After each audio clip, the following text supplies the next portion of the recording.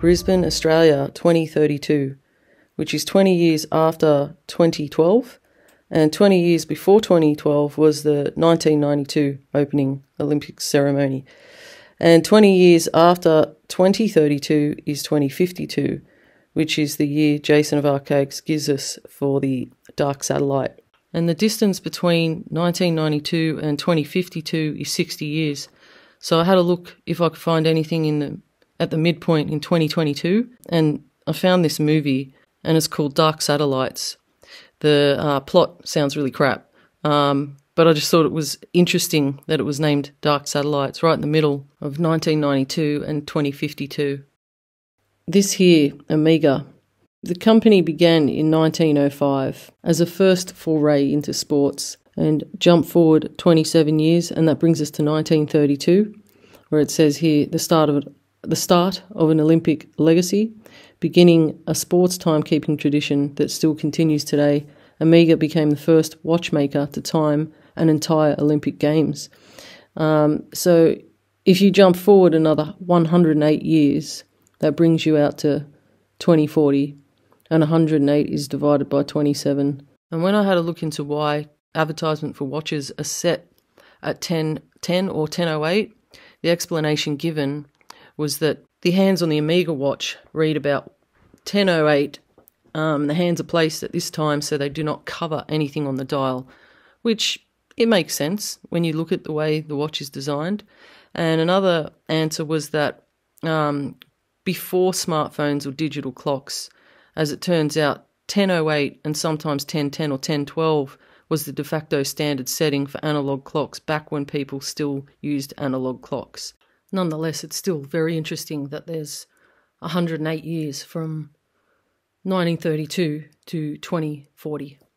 And in 2015, on November 13, which was actually Friday the 13th, there was a series of coordinated Islamist terrorist attacks in France. There was a group of attackers that fired on crowded cafes and restaurants in Paris, and one of them also detonated an explosive, killing himself in the process, and a third group carried out another mass shooting and took hostages at an Eagles of Death metal concert attended by 1,500 people at the Bataclan Theatre, leading to a standoff with police. And if I add 1,597 days to the 13th of November 2015, that brings us to a speech Trump made where he projected that up to 240,000 Americans could die from COVID, even with restrictions in place. And then if I add another 1,597 days, that brings us to August 11th, 2024, the end date for the Paris Olympics. And on August 11 in 1999, there was a total eclipse of the sun for just under 3 minutes in Paris and France. And it was the last total eclipse of the 20th century. And an article I read said that the French were able to shiver due to a 3-degree drop in temperature in the middle of summer when the shade was total. And the black sun then appeared, framed by Mercury and Venus on either side, while some animals, convinced that twilight had fallen, fell silent and went to bed. And as I mentioned in a video a couple of months ago, it's been 100 years since 1924 when Paris last held the Olympics. And right in the middle there, in 1974, was the event in Paris where there was a grenade attack on a Paris shop. And that was blamed on Carlos the Jackal. And he was given a life sentence for the attacks carried out. He was a Venezuelan leftist militant who carried out attacks during the 70s and 80s. But yeah, he carried out a grenade attack in Paris in 1974. And when Jason talks about cross-calendrics, it blows my mind. It's a little bit too much for my brain. But 144 is embedded in 138 year cycles. So 138 years can be divided into 1656 months as well. And 1656 is a very important number when it comes to the archaic material. So 138 times 12 is 1656. And then in 138 years there's 7,200 weeks and 50,405 days. And if you divide 50,405 by 138, we get the duration of a current year cycle, 365.25 days. And 72,000 divided by 144 is 50. And 72 weeks equals 1.38 years. And the 1896 Summer Olympics, which was officially known as the Games of the First Olympiad, there's 144 years until 2040. And I did a timeline going 9 years from 1896 all the way up to 2040. And I was just jumping by 9 years and came up with some really interesting patterning. And in 1886 was when the Statue of Liberty was gifted to America by France, and that's 138 years ago this year. And I've mentioned all of this in prior videos. But yeah, the patterning of 144 and 138, they're both very significant. And the 1992 opening ceremony of the Olympics in Barcelona is just as mind-blowing as the 2012 London Olympics opening ceremony. So if you haven't seen it, it's really well worth your time to check it out. On the 27th of the 9th, 1972, which is a perfect palindrome, a show that was aired on TV, look, it was a series, but I can't remember the actual show, but the episode that I looked at named Project Phoenix was released on that date. And I looked at the distance between that episode of that series and the movie Phoenix, which came out on September 4th in 1998, and that was 9,473 days, which then, if I add another 9,473 days, that brings me out to the 11th of August 2024, which is the end date for the Paris Olympics. The much anticipated opening ceremony of the 2024 Paris Olympic Games will broadcast live on NBC and stream on Peacock on Friday, July 26. NBC Universal has announced that Peacock will feature over 5,000 hours of Olympic content.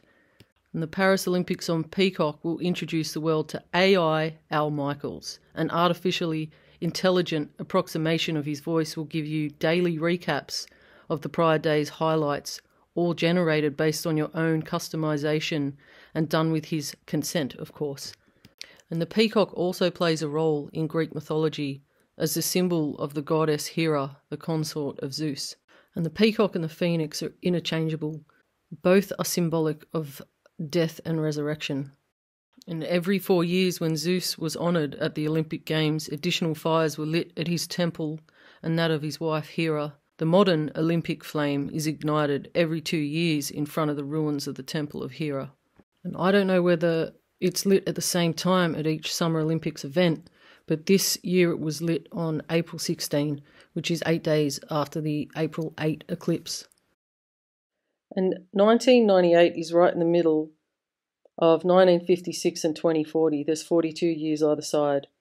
And so in 1956 was the introduction of the peacock, a famous NBC logo. Between 1950s and the 1970s, the peacock revolution, which was a fashion movement which took place between those years, mostly in the United Kingdom, and mostly based around men incorporating feminine fashion elements such as floral pants, bright colours, and complex patterns.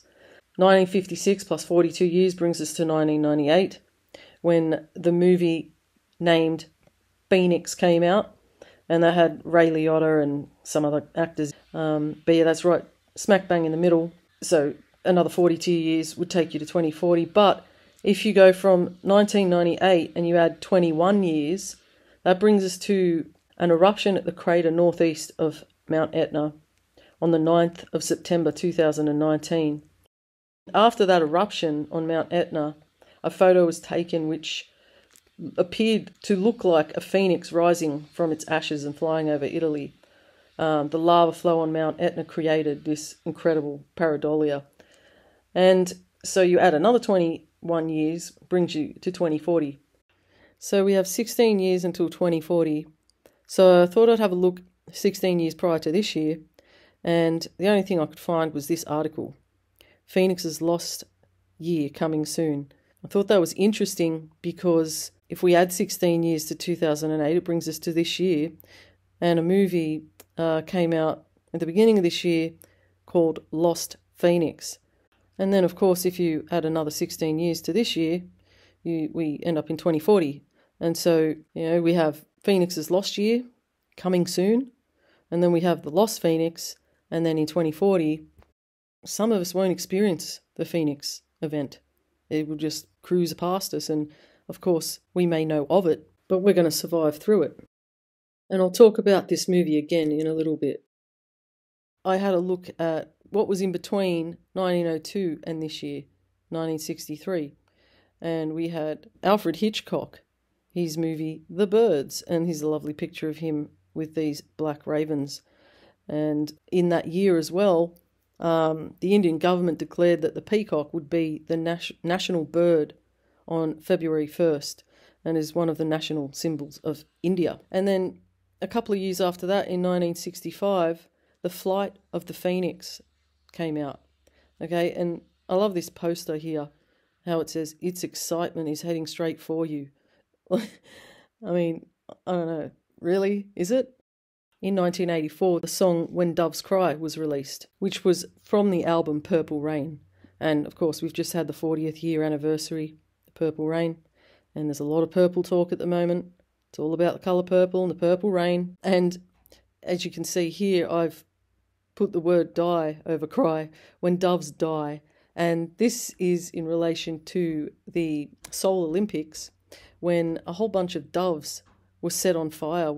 And if you look at this picture here, I mean, tell me that this doesn't look like a phoenix, this flame. It's incredible. It looks like a phoenix, and I even see a Grim Reaper behind it. I see like a apparition of a Grim Reaper in the shadowy smoke behind this phoenix flame.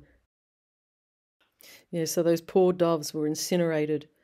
Some of them took off before the flame burst, but yeah, if you see the video, they just get burnt, just burnt to ashes. In 2004, the Flight of the Phoenix, they did a remake of that. So yeah, I found that interesting as well. These are just movies and books and posters and magazines. I haven't even got to the early 1900s, but yeah, so the Flight of the Phoenix was remade again in 2004. And then in 2010, a movie came out just named Peacock, and it was about a man who was a bank clerk living alone in a little town named Peacock, Nebraska, and he preferred to live an invisible life in order to hide his secret, and he has a dissociative identity disorder. And anyway, he actually has his multiple personality disorder, but there was this train derailment, and all these things that we've sort of been seeing happening in our current lives at the moment. In 2012, there was a movie that came out named The Phoenix Rises, and another one in 2015 named The Phoenix Project, where 4 scientists get entangled in a tense, ethically difficult situation after they build a machine from scratch that can reanimate dead life forms. And then, of course, 2024 was The Last Phoenix, The Lost Phoenix, and that's what I kept thinking, The Last Phoenix or The Lost Phoenix?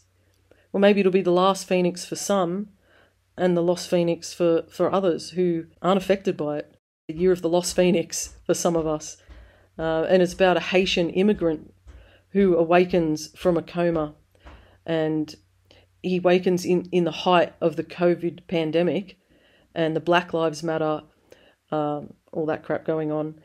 And he's holding a samurai sword and a gun, but he has to wear a face mask due to all the danger.